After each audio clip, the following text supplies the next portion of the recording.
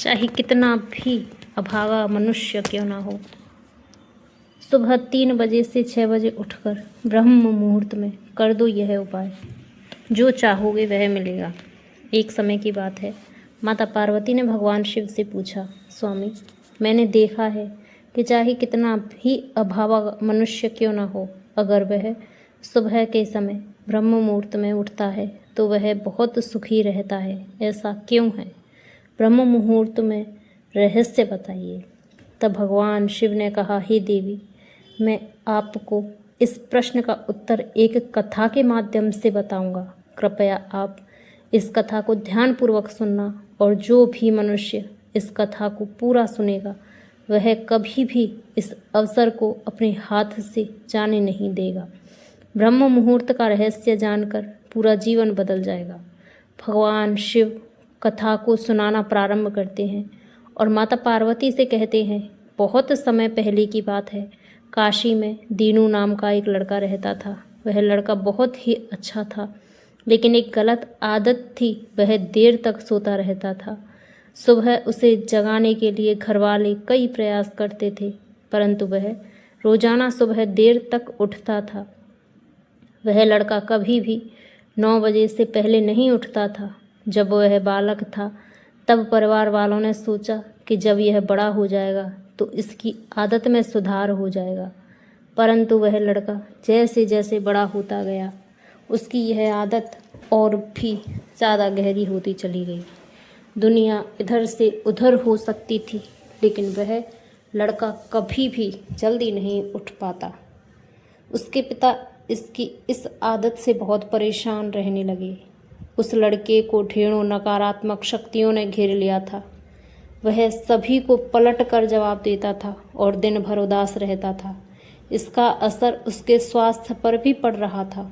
जब उस लड़के को यह पता लगा कि उसके सारे मित्र सफलता को प्राप्त कर चुके हैं, तब वह और भी ज़्यादा चिंतित हो गया और ईश्वर को कोसने लगा। वह बार बार यही कहता था कि मेरी किस्मत ही खराब है, परंतु उसके पिता अच्छी तरह से जानते थे कि उस लड़के के असफल होने के पीछे क्या कारण है। भगवान शिव ने कहा, हे देवी, फिर एक दिन की बात है, उसके पिता को किसी सन्यासी के बारे में पता लगा। उसने तुरंत अपने बेटे की समस्या को लेकर उस सन्यासी के पास जाने का निर्णय किया। सन्यासी को बेटे की आदतों के बारे में बताया और सन्यासी ने कहा कि कल आप अपने बेटे को इस आश्रम में लेकर आए। फिर उस लड़के का पिता अपने घर की ओर चला। उसे पता था कि अगर वह सीधे तरीके से अपने बेटे को सन्यासी से मिलने के लिए कहेगा तो वह कभी तैयार नहीं होगा। उसने अपने बेटे को अपने पास बुलाया और कहा, तुम्हारे सारे मित्र जीवन में सफलता प्राप्त कर चुके हैं, क्या तुम सफल होना नहीं चाहते हो? लड़के ने उत्तर दिया कि ज़रूर पिताजी, परंतु जब भी मैं अपने मित्रों से उनकी सफलता का रहस्य पूछता हूँ तो वह मुझे कुछ नहीं बताते हैं। भगवान शिव ने कहा, हे देवी। फिर उसके पिता ने कहा, मुझे यह रहस्य पता चल गया है कि वह सभी क्यों सफल होते जा रहे हैं। तब उस लड़के ने बड़ी उत्सुकता से पूछा, क्या पता चल गया है पिताजी? कृपया करके आप मुझे बताइए। उसके पिता ने कहा कि कल सुबह तुम्हें एक सन्यासी के आश्रम में जाकर उनसे मिलना है। यदि तुम वहाँ पर समय से पहुँच गए तो वह सन्यासी तुम्हें ऐसा मंत्र बताएंगे जिससे तुम सफल हो जाओगे, परंतु एक समस्या है। लड़के ने कहा कि पिताजी, मैं कल पूरी रात जागता रहूँगा और सुबह सन्यासी से मिलकर आऊँगा। उसके पिता ने कहा कि ठीक है, तुम वहाँ जाकर उस सन्यासी की आज्ञा को मानना। पिता की बात सुनकर वह लड़का बहुत अधिक खुश हुआ। जीवन में पहली बार रात्रि में वह जागता रहा, परंतु थोड़े ही समय में उसे नींद आ गई और वह सो गया। फिर अगली सुबह जब वह उठा तो उसे पता चला कि सन्यासी से मिलने का समय समाप्त हो चुका है।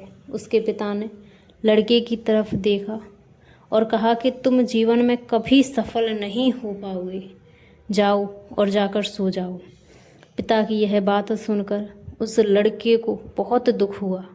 उसने मन ही मन स्वयं को चुनौती दी कि कल सुबह वह सन्यासी से मिलने अवश्य आ जाएगा। उसने अपने पैर में एक छोटा सा घाव बना लिया, जिससे दर्द के कारण उसे रात भर नींद नहीं आई।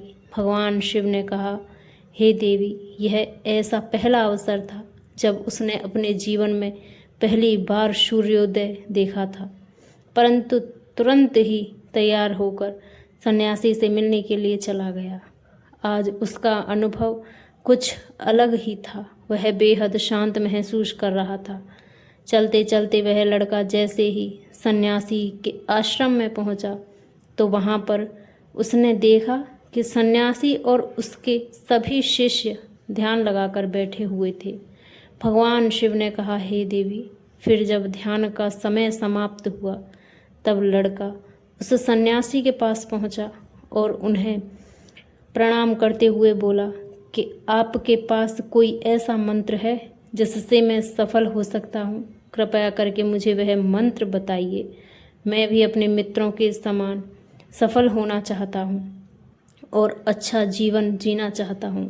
भगवान शिव ने कहा, हे देवी। फिर सन्यासी मुस्कुराए और बोले, अच्छा, तो तुम वही बालक हो। तुम्हारे पिताजी मुझसे मिलने आए थे और उन्होंने तुम्हारे विषय में मुझे सब कुछ बता दिया था। मैं तुम्हें वह मंत्र अवश्य बता देता हूँ। परंतु अब लड़के ने जैसे ही परंतु शब्द सुना तो लड़का घबरा गया। उसने पूछा, परंतु क्या गुरुदेव? तब सन्यासी बोला, मैं तुम्हें वह मंत्र बताऊंगा, परंतु अगले 21 दिनों तक तुम्हें मेरी आज्ञा माननी होगी। मैं तुम्हें वह मंत्र 21 दिनों के बाद बताऊंगा। तब तक मैं तुमसे जो भी कार्य कहूँगा तुम्हें वह करना होगा। यदि तुम असफल हुए या कार्य के बीच में तुम्हारा संकल्प टूट गया तो उस मंत्र का असर नहीं होगा। दृढ़ निश्चय के साथ उस लड़के ने कहा कि मुझे आपकी सारी आज्ञा स्वीकार है। मैं अगले 21 दिनों के लिए आपका दास हूँ। आप जो भी कहेंगे मैं वही कार्य करूँगा। मुझे केवल और केवल उस मंत्र के बारे में जानना है। भगवान शिव ने कहा, हे देवी। फिर सन्यासी ने उस लड़के से कहा कि ठीक है, कल से तुम्हारा कार्य शुरू होगा। तुम इसी आश्रम में निवास करोगे। वह लड़का आश्रम में निवास करने के लिए तैयार हो गया। सन्यासी ने कहा कि यहाँ रहते हुए तुम्हें ब्रह्म मुहूर्त में उठना होगा और दूसरे शिष्यों की तरह ध्यान और तप करना होगा। साथ ही आश्रम के कार्यों में भी सहायता करनी होगी। ध्यान रहे, यह संकल्प टूटना नहीं चाहिए। भगवान शिव ने कहा, हे देवी। अब लड़का सन्यासी की बात से सहमत हो गया और अगले दिन से उसके कार्य के दिन की शुरुआत हुई थी। इस बार उसने दृढ़ निश्चय किया, परंतु 1 सप्ताह बीतने के पश्चात ही उसका संकल्प टूट गया और वह 8वें दिन देर तक सोता रहा। जब वह नींद से जागा तो उसने कहा कि मुझसे कितनी बड़ी भूल हो गई है। वह रोते हुए सन्यासी के पास पहुंचा और कहने लगा, हे गुरुदेव, मेरा संकल्प टूट गया। अब मैं जीवन में कभी सफल नहीं हो पाऊंगा। सन्यासी ने उसे समझाते हुए कहा कि एक बार फिर से शुरुआत करो, फिर से संकल्प करो। फिर लड़के ने सन्यासी से पूछा कि सुबह उठना इतना आवश्यक क्यों होता है और यहाँ पर सभी लोग इतनी जल्दी क्यों उठ जाते हैं? भगवान शिव ने कहा, हे देवी। तब सन्यासी ने लड़के को समझाते हुए कहा कि सुबह यानी ब्रह्म मुहूर्त में उठने के पीछे बहुत बड़ा विज्ञान छुपा है। लड़के ने कहा कि कृपा मुझे वह विज्ञान बताने की कृपा करें। सन्यासी ने कहा कि रात्रि को 4 पहर में बांटा गया है। पहला रुद्रकाल, जिसका समय शाम 6 बजे से लेकर रात 9 बजे तक होता है। दूसरा राक्षस काल, जिसका समय रात्रि 9 बजे से लेकर 12 बजे तक होता है। तीसरा गंधर्व काल, जिसका समय रात्रि 12 बजे से 3 बजे तक होता है। और सबसे अंत में जो पहर आता है उसे मनोहर काल कहते हैं। इस समय को ब्रह्म मुहूर्त या अमृत वेला के नाम से भी जाना जाता है। इसका समय भोर 3 बजे से सुबह 6 बजे तक होता है। यह वह समय होता है जब पूरे संसार की नकारात्मक शक्तियाँ निष्क्रिय अवस्था में होती हैं और सकारात्मक शक्तियाँ सक्रिय होती हैं। ब्रह्म मुहूर्त अर्थात देव मुहूर्त, ब्रह्म मुहूर्त अर्थात देवताओं का समय होता है। भगवान शिव ने कहा, हे देवी।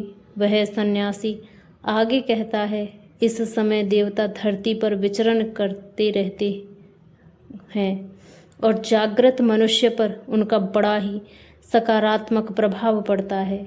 ब्रह्म मुहूर्त ऐसा समय है जिसमें मनुष्य का मस्तिष्क बिल्कुल खाली होता है, जिसमें किसी प्रकार के कोई विचार नहीं होते हैं। और जब इस समय व्यक्ति अपनी पुस्तक खोलकर पाठ का अध्ययन करते हैं तो उन्हें सब कुछ जल्दी जल्दी याद भी होता है और यह लंबे समय तक याद रहता है। यह ऐसा समय है जिसमें हम ज्ञान को समझने का प्रयास करते हैं। इस कारण आश्रम के सभी शिष्य और संसार में बहुत से ज्ञानी लोग ब्रह्म मुहूर्त में ही उठ जाते हैं। प्राचीन काल में रोशनी का कोई स्रोत न होने के कारण लोग अपने दिन का समापन सूर्यास्त के साथ और आरंभ सूर्योदय के साथ करते थे। यह एक तरीका है जिससे मानव जीवन प्रकृति के साथ तालमेल बनाकर चलता है। भगवान शिव ने कहा, हे देवी। फिर उस लड़के ने कहा कि ठीक है, मैं कल से अपना संकल्प फिर से शुरू करूँगा, परंतु ब्रह्म मुहूर्त में उठकर मुझे क्या क्या करना चाहिए। फिर तब वह सन्यासी बोला कि ठीक है, मैं तुम्हें बताता हूँ कि ब्रह्म मुहूर्त में क्या क्या करना चाहिए और कैसे करना चाहिए।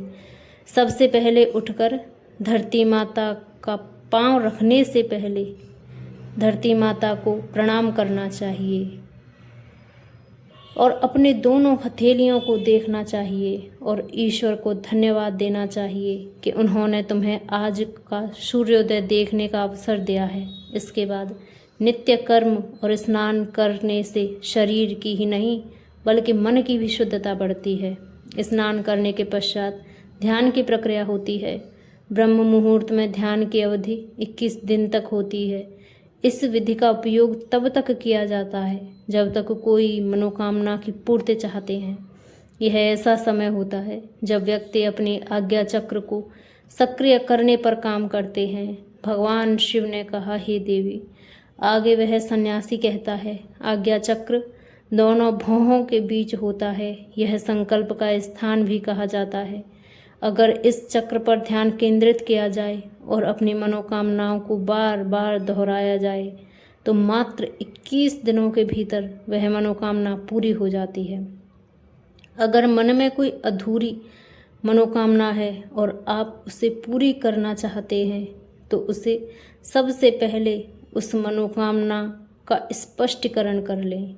आपको क्या चाहिए यह निर्णय अवश्य कर लें। इसके बाद ध्यान की विधि को शुरू करें।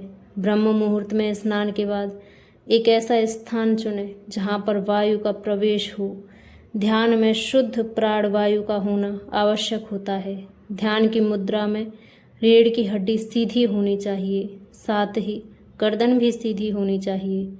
सुखासन की अवस्था में दोनों हाथों को घुटने पर रखकर आंखें बंद करके बैठ जाएं। हाथों की मुट्ठी को बंद कर लें और 2-3 मिनट तक बिल्कुल शांत हो जाएं। अब आपका शरीर स्थिर हो जाए और श्वास भी शांत हो जाए, तब उसके बाद अपना सारा ध्यान आज्ञा चक्र पर लगाएं। इस दौरान लंबी गहरी सांस लें और सांसों को रोक कर रखें। इस समय आप अपनी इच्छा को मन ही मन दोहराएं और मन से इष्ट देव और देवी देवताओं को, गुरुजनों का चिंतन करें। भगवान शिव ने कहा, हे देवी। उस सन्यासी ने कहा कि जब सांस को रोकना कठिन हो जाए तब धीरे धीरे सांस को बाहर की ओर छोड़ें। सांस को नाक से भरें और मुख से बाहर छोड़ें। इस प्रक्रिया को 3 से 4 बार प्रतिदिन दोहराएं। ऐसा प्रतिदिन करने से आपकी जो मनोकामना है वह अवचेतन मन तक अवश्य पहुंच जाएगी और इच्छा पूर्ति जल्दी होगी। आज्ञा चक्र सक्रिय होता है और हमारी आज्ञा को पूरा करता है। सांस को रोक कर रखने के दौरान शरीर में आपातकाल की स्थिति हो जाती है, जिससे कि आप बेकार की बातें सोचने और विचार करने से बचते हैं। ब्रह्म मुहूर्त के समय ईश्वर की विशेष कृपा होती है और कोई भी व्यक्ति अपनी मनोकामना को इस समय दोहराता है तो उसकी इच्छा जल्द से जल्द पूरी होती है। भगवान शिव ने कहा, हे देवी, इस प्रकार सन्यासी ने उस लड़के को ब्रह्म मुहूर्त का महत्व बताया। अगले 21 दिनों तक उस लड़के ने बड़े ही मन के साथ इस प्रक्रिया को अपनाया। अब वह बहुत ही ज़्यादा अनुशासित और शांत स्वभाव का बन चुका था। उस लड़के ने जैसे ही अपना संकल्प पूरा कर लिया, उसके बाद वह लड़का बड़े ही प्रसन्न भाव से सन्यासी के पास पहुंचा और कहने लगा, हे गुरुदेव, मैंने 21 दिनों का संकल्प पूरा कर लिया है। अब कृपया मुझे सफल होने का मंत्र बताइए। तब उस सन्यासी ने मुस्कुराते हुए कहा कि पिछले 21 दिनों से जो अभ्यास तुम करते हुए आ रहे हो, वही तुम्हारी सफलता का मंत्र है। जो व्यक्ति ब्रह्म मुहूर्त में उठकर ध्यान प्रक्रिया को सही तरीके से करते हैं, वह जीवन में कभी असफल नहीं हो सकते। तुम्हें ब्रह्म मुहूर्त का रहस्य पता चल चुका है। अब तुम इसे जीवन पर्यंत करो। तुम्हें जीवन के लक्ष्य और सफलता दोनों प्राप्त होंगे। उस लड़के ने सन्यासी को धन्यवाद किया और ब्रह्म मुहूर्त में नियमों का पालन जीवन पर्यंत तक करने का वादा भी किया। भगवान शिव ने कहा, हे देवी, अब तो आपको पता चल गया होगा कि ब्रह्म मुहूर्त क्या होता है। तब माता पार्वती ने कहा, स्वामी, अब मुझे ब्रह्म मुहूर्त का संपूर्ण ज्ञान हो गया है। इतना कहकर माता पार्वती ने भगवान शिव को प्रणाम किया।